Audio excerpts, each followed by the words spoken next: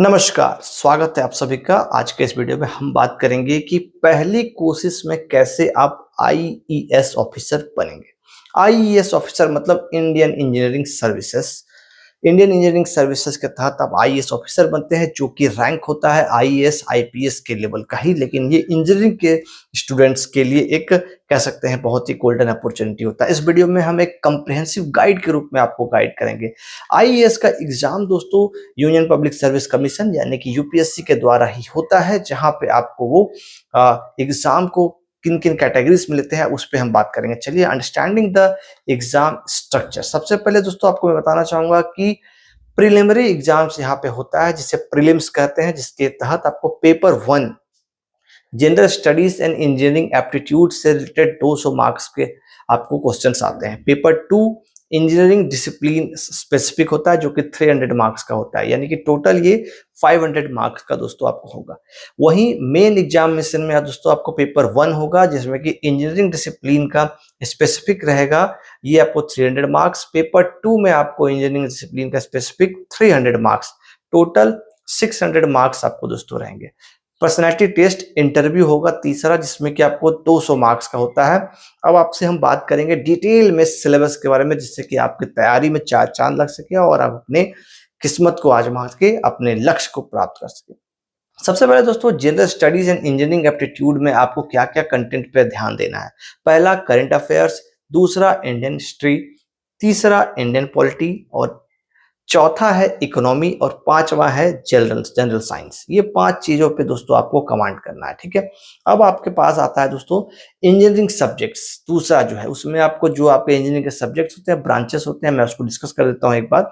जैसे कि civil engineering, mechanical engineering, electrical engineering, आपको फिर उसके बाद साथ साथ इलेक्ट्रॉनिक्स एंड टेलीकम्युनिकेशन, ये इंजीनियरिंग, ये सब पर आपको काम करना है, ठीक है।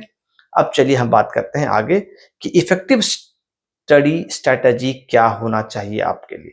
सबसे पहला आपको दोस्तों करना क्या है, क्रिएट करना है एक ऐसा कंप्रिहेंसिव स्टडी प्लान, जिसके बेस पे आप अपने गोल को पूरा करने के लिए आप काम करेंगे, जिसमें कि आपको आपके स्टडी टाइम को सभी सब्जेक्ट के साथ डिवाइड करना है, एलोकेट करना है मोर टाइम टू सब्जेक्ट्स जहां पे आपको लगता है कि आप कमजोर हैं।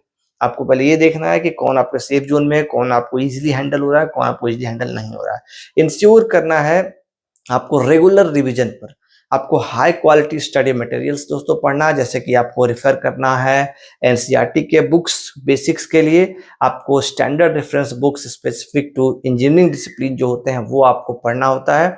साथ ही साथ आपको यूटिलाइज करना है जो ऑनलाइन रिसोर्सेस हैं, मॉक टेस्ट है, प्रीवियस ईयर्स क्वेश्चन पेपर्स है, ये आपको देखना है, ठीक है।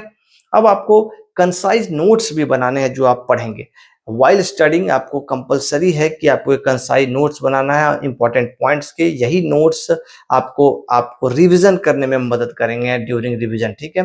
रेगुलर प्रैक्टिस जरूरी है। आपको रेगुलर प्रैक्टिस में क्या करना है, एवरी जितने भी प्रीवियस ईयर्स के क्वेश्चंस हैं उसको आपको अंडरस्टैंड करना है, उसके एग्जाम पैटर्न को समझना है और उसको आपको सॉल्व करना है, ठीक है। आपको मॉक टेस्ट लेना है इंप्रूव करने के लिए आपके टाइम मैनेजमेंट को या और एक्यूरेसी को, ये बहुत ही ज्यादा जरूरी है। यूनिट वाइज प्रिपरेशन टेक्निक्स आपके पास होने चाहिए, वो आपको बेहतर ध्यान देने में और सिलेबस को कवर करने में मदद करेगा। करेंगे यूनिट वाइज प्रिपरेशन टेक्निक्स पे, कैसे आप यूनिट वाइज क्या क्या चीजों को प्रिपेयर करेंगे, कुछ टेक्निक्स हमारी तरफ से लेके जाइए। सबसे पहला general studies and engineering aptitude, जिसके तहत आप अपडेट रहिए करंट अफेयर्स के साथ, रीड कीजिए न्यूज़पेपर्स को और आप अच्छे से मैगजीन्स को, वहां से आपको बहुत सारा नॉलेज मिल जाएगा। आपके जनरल नॉलेज को आपको मजबूत करना है, रेफर करना है आपको स्टैंडर्ड जीके के बुक्स को, इंजीनियरिंग के जो बुक्स है उसको आपको प्रिपेयर करना है, फोकस करना है आपको अंडरस्टैंडिंग फंडामेंटल जो कॉन्सेप्ट्स है उस पर प्रैक्टिस करना है, प्रॉब्लम सॉल्विंग टेक्निक्स रेगुलरली आपको यूज करना है, reference books, study guide, in depth knowledge के लिए जो आपके सब्जेक्ट से रिलेटेड है, जो भी आप ब्रांच लेना चाहते हैं। रिवीजन कैसे करेंगे, रिवीजन टेक्निक पर चलिए बात करते हैं। शेड्यूल कीजिए आप रेगुलर रिवीजन सेशंस को, जितना आप पढ़ने का शेड्यूल बना रहे हैं उस तरह से रिवीजन का शेड्यूल भी पर डे आपको होना चाहिए। एवरी डे आपको रिवाइज करना है, टॉपिक्स आपको जो लग रहा है कमजोर है या फिर जो लग रहा है और बेहतर करना है। फ्लैश कार्ड्स आप यूज कर सकते हैं, फ्लैश कार्ड्स पे important terms, concepts and quick aid revision लिख सकते हैं। ग्रुप स्टडी आप कर सकते हैं, कोई भी ज्वाइन कर लीजिए ग्रुप को और डिस्कस कीजिए एंड रिवाइज कीजिए टॉपिक्स को। Teaching other is great way to reinforce your knowledge. Timed practice जरूरी है। आप एग्जाम को में जब जाएंगे एक आपको टाइम दिया जाएगा, उसी टाइम फ्रेम में ही आपको चीजें करनी है, ठीक है। तो टाइमली आप चीजों को करना शुरू किया। एग्जाम के लिए हमारी तरफ से कुछ टिप्स है आपके लिए, जैसे कि आप कूल रहिए, कैम रहिए, साथ ही साथ टाइम मैनेजमेंट पर अच्छे से ध्यान दीजिए, क्वेश्चंस को केयरफुली रीड कीजिएगा और जो भी क्वेश्चन है अटेम्प्ट कीजिएगा। यहाँ पे भी नेगेटिव मार्किंग नहीं है, सो मेक श्योर कि आप जो भी अटेम्प्ट कर रहे हैं वो परफेक्ट हो और आराम से सारा कंप्लीट हो जाए। पॉजिटिव रहना है आपको।